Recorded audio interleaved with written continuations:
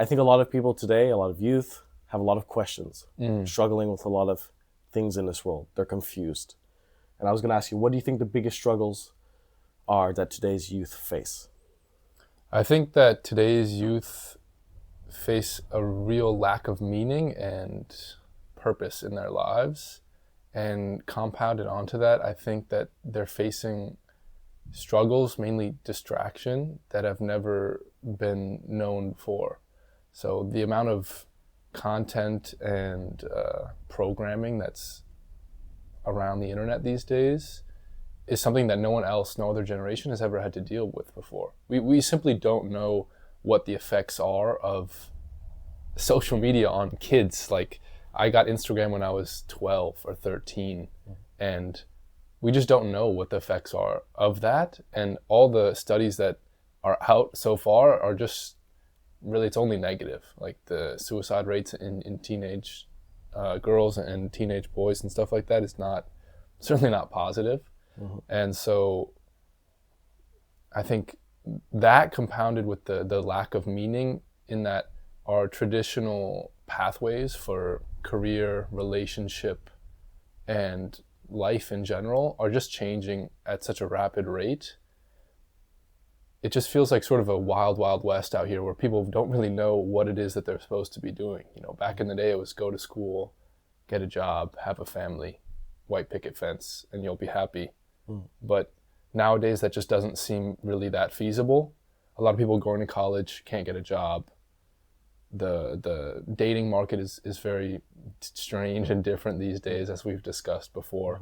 And so I think I think those are some of the main struggles that I've dealt with and continue to deal with, and I feel like I see other people around our age dealing with. Talked about the loss of direction there, right? The loss of purpose. I think also youth today, I actually read this recently, and I really like the quote. It goes somewhere along this lines, which is like, youth today are literally doing everything they were told to do, and they're not getting the results that they were promised. So yeah, we were told we should go to university, we should be studying. You get out of university, you get a good job, you get paid. Obviously, I don't know for every situation around the world, but for example, here in Portugal or in many places of the world, people go out of university and there's just not an adequately well-paid job, and they're kind of like, okay, well, I did what you told me to do. How come you guys aren't keeping your promises, right? More specifically, you touched on the idea of social media and its influence on us. And you left social media many years ago, 4 years ago, if I'm correct, right? Talk me through what gave you that idea initially, and then what made you eventually carry it out, and then what's been the process and the effects that have come from that journey of yours. Yeah, so one of the main inspirations was a documentary on Netflix called The Social Dilemma. I don't know if you've seen it, but if you haven't, I'd highly recommend it. But it basically illuminated the ways in which the sinister effects of social media, because we all know that it's not good for your brain, blah, blah, blah. But when you really look into the way that these people in Silicon Valley are purposefully programming and designing these things in order to capture as much attention as possible, and furthermore, they're feeding you what basically what makes you emotional, what gets an emotional reaction, because that's what keeps you on the platform as long as possible. And ultimately, that emotional reaction is usually some form of frustration or anger. And so that's why we see this mass polarization, especially in politics today, is that the social media is feeding these people inflammatory posts that make them more and more angry at the other side or at certain people.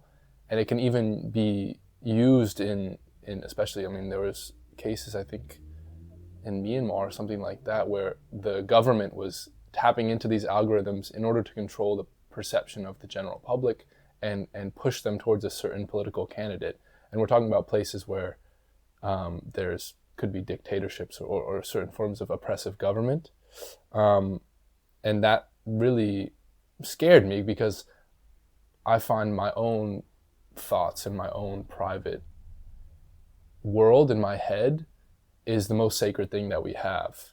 And when you're allowing something to control that and to affect the thoughts that you have, because let's be honest, if you're on social media, whatever, 4 hours a day, and I'm not judging people who are on social media. I used to be on social media. It's part of the world now. There's nothing wrong with it, but you're having thoughts you wouldn't normally have. And that's ultimately that's the truth. And those thoughts are usually not positive thoughts. They're usually, at least for me, and this is one of the reasons I left, was I was just becoming so insecure and so comparative with others, in that I was always wondering, maybe I'm not good enough because I see these people doing this cool stuff and I'm not doing cool stuff in my life. And I think that's one of the main dangers of social media, is just this self-comparison. And that's one of the reasons I left. And I think when I tell people now that I left, they see it as this sort of like grand like decision, but it's much less impressive than that, in that I simply couldn't handle it. It was not like my mental health could not handle it. I'm a person that gets really deep into the things that I do. And so when I was in social media, I was fully in it. Like I was reading everyone's stuff. I was trying to like curate my profile to get the most followers. Like I was playing the social media game, you know? And we can talk more about why people do that and why I did that.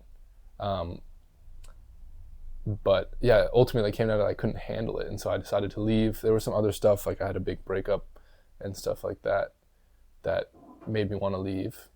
And after I did, it was probably the best decision I ever made, simply because it gave me the time and space to pursue what it is that I really wanted to do. And it gave me the time and space to think about who I am and who I want to become as a person, which was the most beneficial thing that I could have gotten at that time.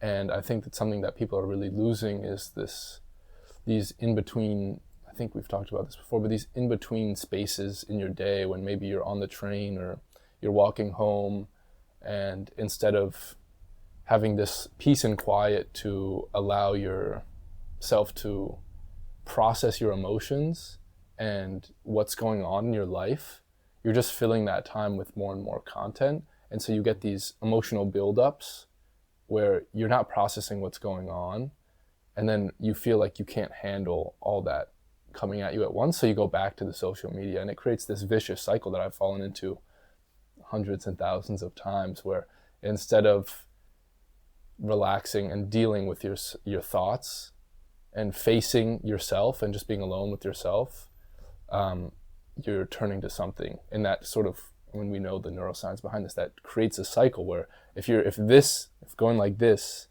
makes you feel okay, then every time you don't feel okay, you're going to go back to it. And it's just that neural pathway is going to get more and more enforced or reinforced. So yeah, I guess those were some of the things. Awesome. I love that take. And I mean, listening to you talk, there's so much information to process there, because you touch so many different topics. Let's see if we can just go a little bit into depth into each little one. Obviously, talking about the social, competitive game, one of the big problems is you're no longer comparing yourself with just you and maybe your close circle of friends that is limited by your environment, Okay, I grew up here. This is my life. I'm doing the best I can. It's like, okay, now I'm watching people, the streamers or the famous people, do all these crazy things. You talked about it, right? All the cool things. Whoa, like, I'm not good enough because I'm not doing it, a sense of insecurity, right? Would you agree with that? Yeah, certainly. And then you talked about the insecurity, and like, it's not being a moral righteousness. It's not because we're better. And I left it for a while too, and you know that for a good year and a half. It's not because I was better or you were better. It's just like we couldn't handle it, because of like the depressive effects that it has on you.